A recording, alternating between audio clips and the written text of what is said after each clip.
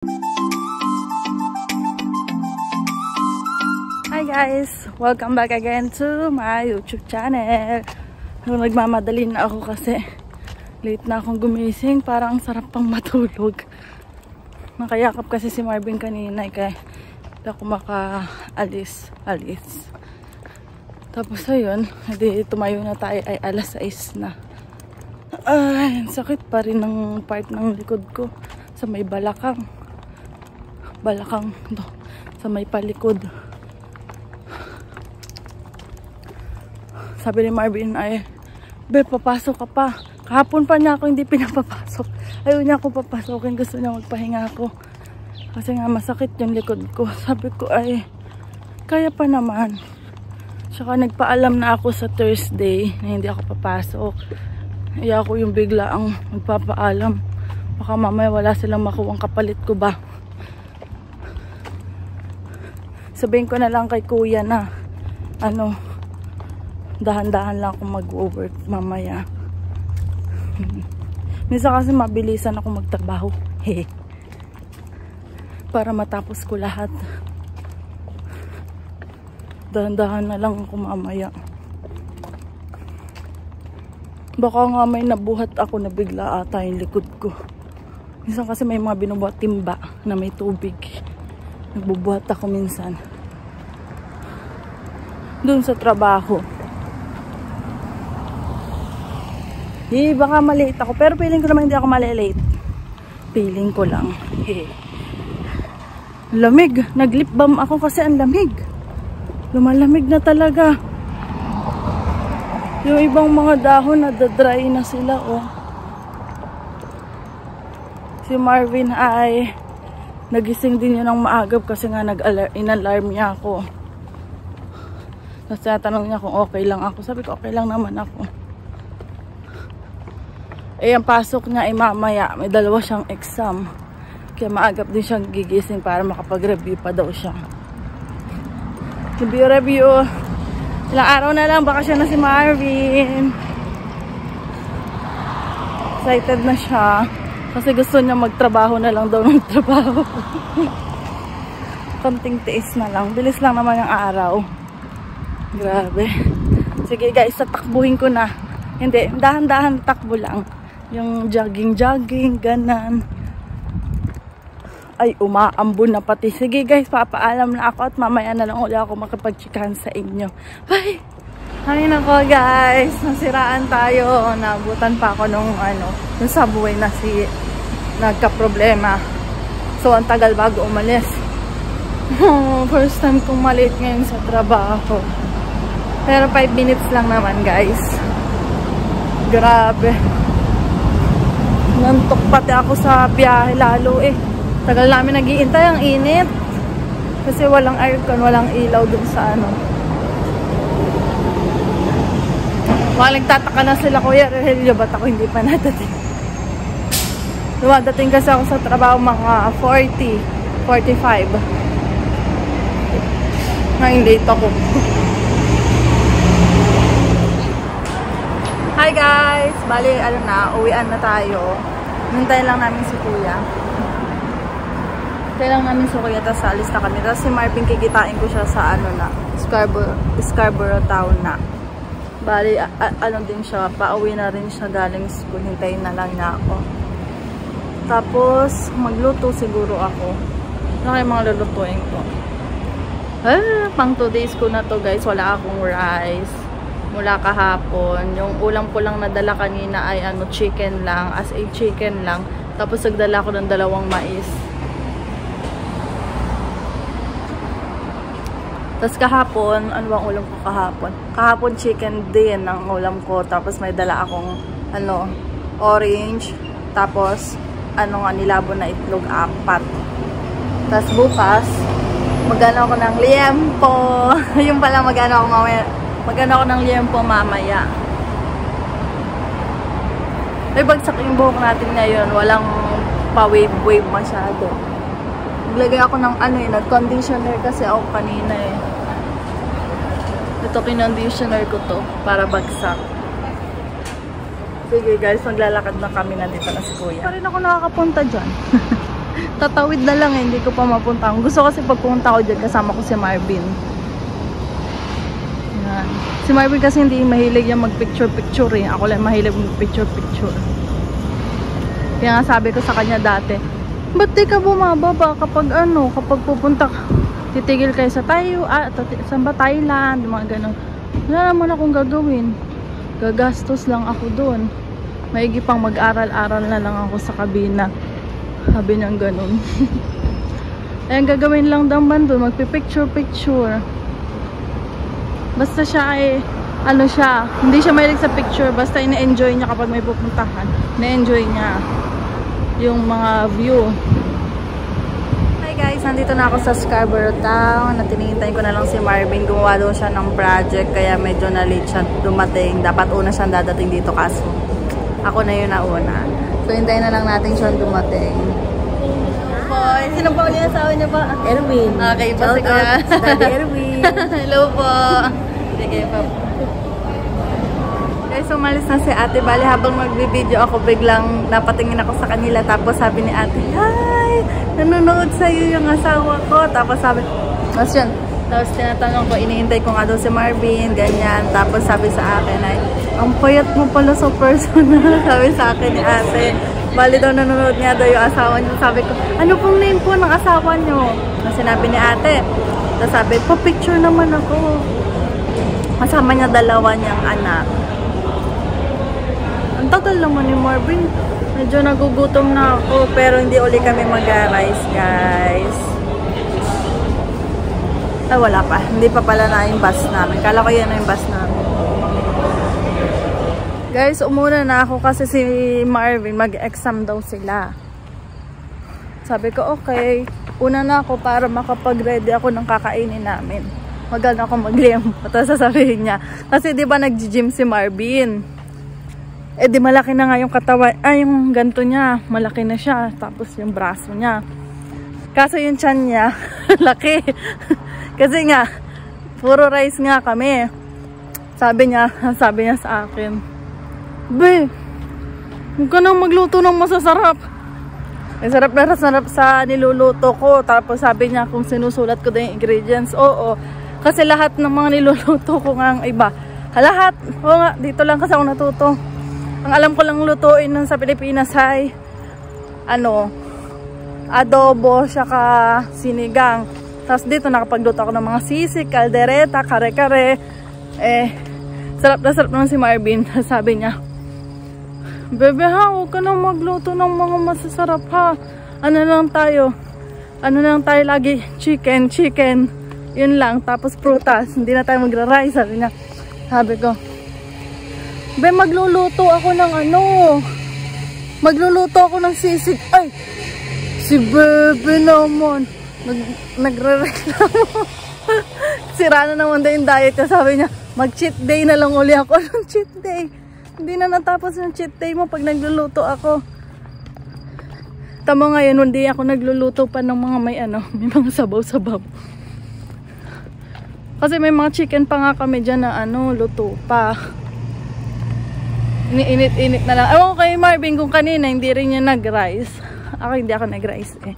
Sarap sa pakiram na walang rice. Hindi naman ako nagugutom. Kasi yung chicken, tapos ay, may mais nga pala ako.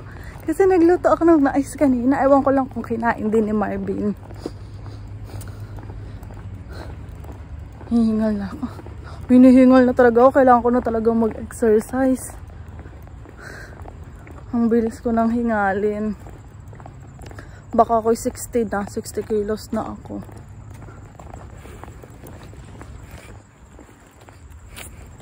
Dilim oh. Baka abutan pa si Marvin ng ulan. Wala daw siyang dalang payong. Kaysa naman maghintay ako, ang tagal pa niya. Mag-ready na lang ako ng pagkain namin. So, nandito na tayo, guys. Kaya na lang uli ako mag-update sa inyo kasi ilalabas ko yung mga frozen na karne. Magliliempo ako. Huwag sana mag-rice si Marvin. Sana ako din. Charing. So, okay. Bye-bye. Mamaya na lang uli, guys. Yung gagawin kong pang sisig. Yan. Tapos meron pa dito. Pang lechong kawali naman itong mga to. Iyaano ko lang muna sila.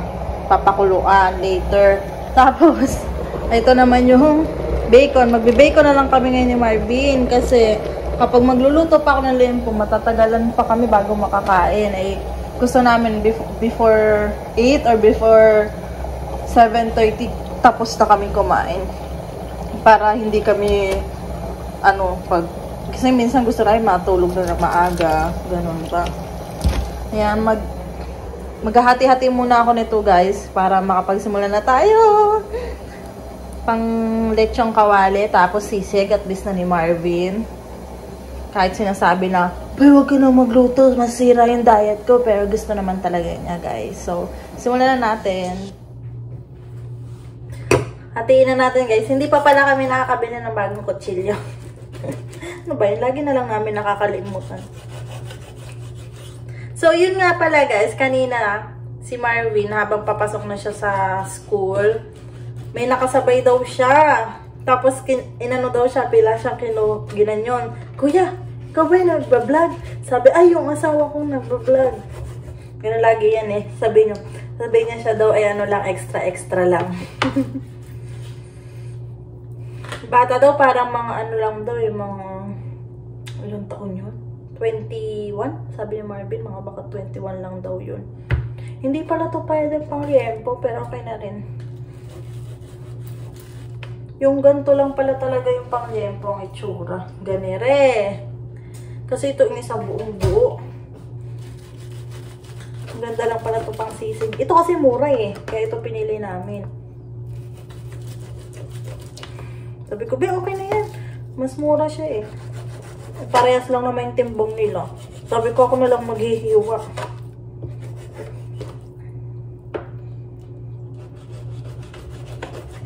Pang sisig, irik pang sisig. So, ayun nga guys, mayroon palang kami naghahanap sa inyong part-time housekeeping po sa sa hospital. 24 per hour po siya. Bale, kayo magbibigay kung yung araw yung available nyo. Tapos, 7.5 hours po siya a day. Tapos, mayroon din po nag-message po sa akin si tita na may hiring po dito lang sa may sa may Lawrence, sa may malapit sa hospital dito lang. Tim Hortons, gusto po nila yung may experience na bilang baker. Full time po yun full time. Bali ang kailangan nilang duty ng 12 ng tanghali hanggang 7 ng gabi.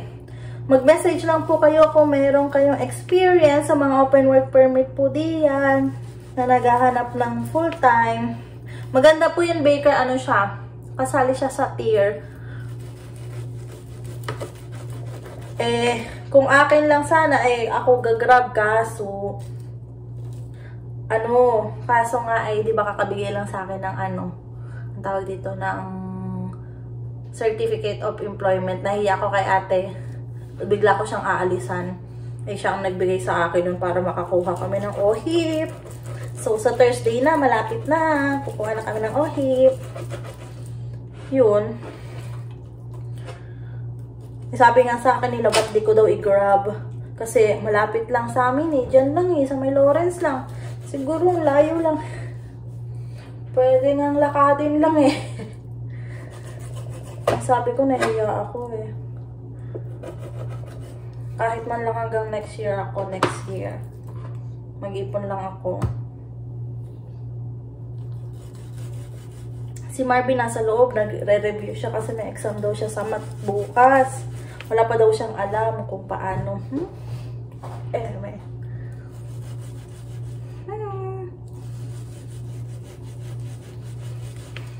Ito na, pinag-ano-ano ko na siya. Pinaghati-hati ko na yung bacon. Hindi ko na siya nilalagyan ng oil guys kasi diba naglalabas na naman siya ng sarili niya. Ayusin ko lang. Ay, hatiin ko pa kaya. Ang lalaki masyado. Dapat maliliit lang. Naayos ko. Huwag kayo mag-alala, malinis naman yung kamay ko, guys. Naayos ko lang. Hirap kasi pag tong hindi ko naayos masyado. Parang kakaunti. Kakaunti yung bawang sibuyas ko. Dadagdagan ko pala to. Tapos, ayan na, oh. Dami na nagsilabasan. O, pangalawang lagay ko na yan. Kasi sabi ni Marvin, kakaunti daw yung nilagay ko. Ito, dadagdagan ko ang bawang sibuyas. Guys, nag-ano yan nagsaing yan Miss na daw niya yung kanin. Tagal ko na wala kanin, 3 months na. 3 months? Baka 2 days. Ano yan? Ba't maghahani ka? Okay. Ay, experiment na naman si John Marvin. Kakain muna kami guys. Mamaya na lang ulit. Tapos, nandun nakaano yung pang liempo at pang sisig. Sisig. Tapos na tayong kumain guys. So, ayan. Ako magliligpit kasi hindi makapagligpit si Mister. At nagdiretso na ulit siya sa kwarto. Aaral na siya. Exam week. Aray.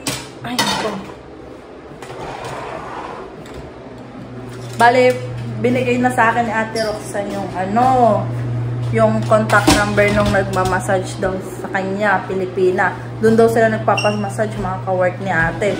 Talaga daw, ay, ang sarap daw doon, mapapaaray ka daw. Kapag madami daw yung masakit sa katawan, maglalagutukan daw, sabi ni ate. Ang sarap daw, yun daw nagpagaling sa kanya. Kaya sabi ko, sige ate, try ko. Tapos sabi ni mama, magpapamasahe nga ako kasi nung nasa Pilipinas ako. Nagpapamasahe ako pero sa kaibigan ko lang. Ano siya? Marunong kasi siya. So, si Oknoy, yun, yung kapitbahay lang namin, yung bakla yun. Minsan pag-uwi ako galing sa Manila, syempre, bugbog din ako doon. Nagsi 16 hours a day ako doon. Nung umuwi ako sa Mauban, talaga nagpapahilot ako ng likod. At sabi ko, ang sakit talaga. Ang sakit kasi ilang buwan din. Kada uuwi ako, nagpapahilot ako doon sa kaibigan ko. Nagpapamassage ako ng likod. Maghuhugas na muna ako, guys. Tapos after nito, ayoko na pala to, kumulo na pala. Ayan, kumulo na. Tapos ilalagay ko na siya sa mga lalagyan para lumamig. Tapos, ano na lang namin yan, bukas namin lulutuin ni Marvin. Mag-rice kami ngayon, cheat day, tsara. Pero bukas hindi na wala akong magra-rice. Baliktad dapat umaga kami nagra-rice, tapos gabi hindi na kami nagra-rice. Ito talaga si Marvin Kasi sabay kami kumakain. Siyempre, gusto kasi ni Marvin sabay din kami kumakain. Ako rin, gusto ko yun. Lalo na pag nagkapamilya kami. Kasi kami nila mama, lagi kami sabay mga kumakain na. Nagagalit kasi si Papa pag hindi kami sabay kumakain. Kasi syempre si Papa nagtatrabaho ngayon maghapon. Anong oras nagtatrabaho si Papa? Dati kasi ang pasok ng Papa ko ay 7 ba? 7 to 5. Kaya talagang wala siyang maghapon. Kaya kapag wala siyang pasok or paggabi, kailangan sabay-sabay kami kumakain. Naalala ko nung bata pa akong panakot pa ni Papa ng sinturon tsaka yung hanger. Hindi kayo kakain? Hindi kayo sasabay? Bit-bit niya yun. Minsan yung sinturon, takbo na kami, dalawa pa lang kami magkapatid nun. Tatakbo na kami nun sa kusina kasi gusto nga ni Papa sabay-sabay ng kakain. Tapos sabi ko rin kay Marvin, ganun din dapat tayo kapag, lalo na pag nagkapamilya, dapat sabay-sabay kami kakain. Yung bang dinner na lang, syempre dinner na lang magkakasabay-sabay.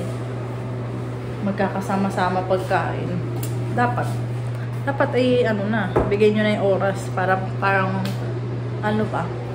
it's family time. Pag ganun. Sige, magugas muna ako guys. Dadaldal na naman ako. Tapos mamaya hindi na naman tayo natapos. Tapos pagkatapos na to, ano na bang gaganap? Pagkatapos na to, magpa-practice ako magsalita. Kasi pinag-aano na ako ni Marvin para maging yung pagsasalita ko. English.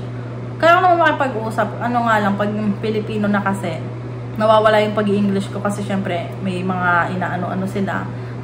Kahit naman sa ibang mga kalahi natin, nawawala sila sa pag-English, lalo na pag bago pa lang dito, nahihiya magsalita.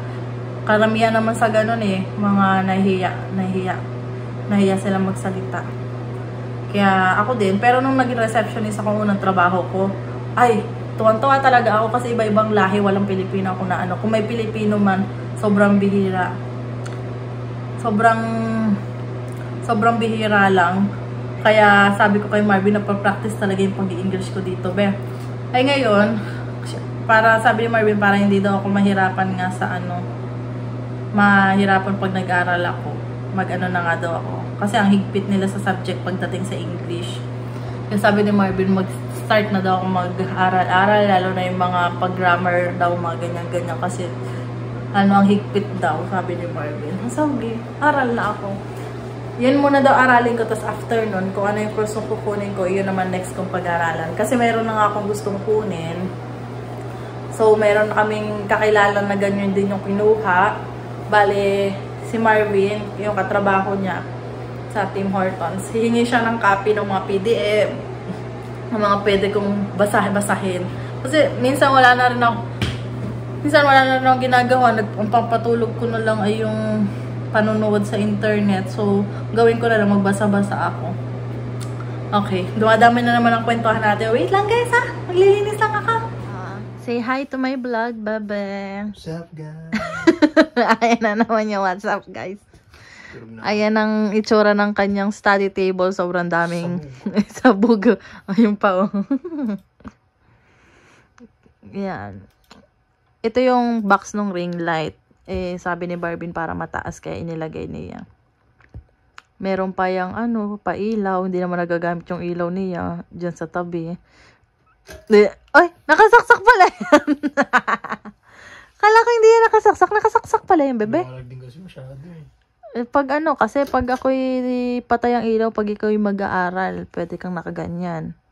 Diba?